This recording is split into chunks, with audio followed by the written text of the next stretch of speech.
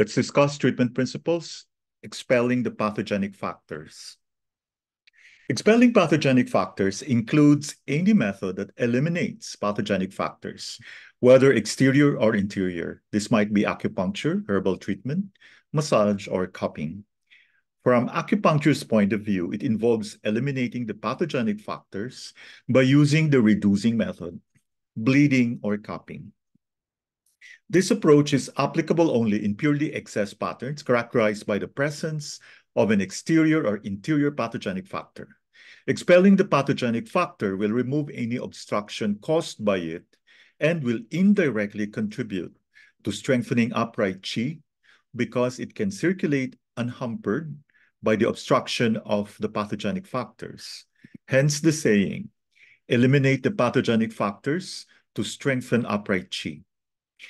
This is very true in practice, and we have seen how expelling pathogenic factors improves a person's qi, and contrary to what one might think, it gives patients more energy.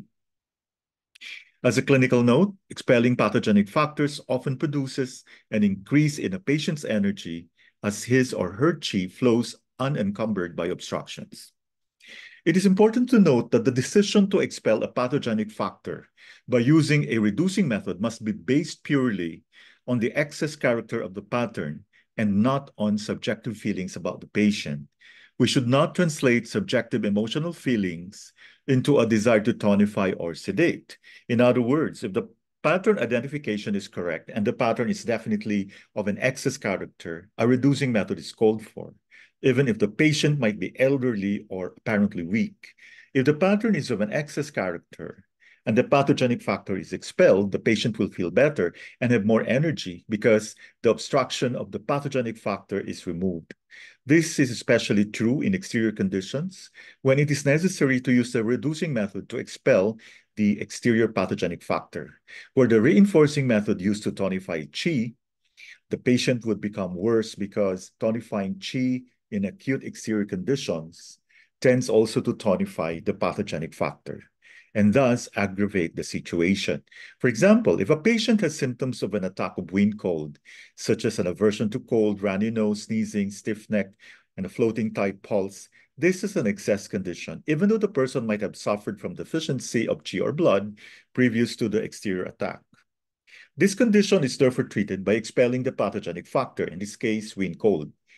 We can later attend to the underlying deficiency and tonify qi and blood, but only after the pathogenic factor has been expelled completely. Of course, in a few cases, when the patient is extremely weak and debilitated, it might be necessary to combine the reducing method to expel the pathogenic factor with the reinforcing method to tonify qi. This is, however, rarely necessary.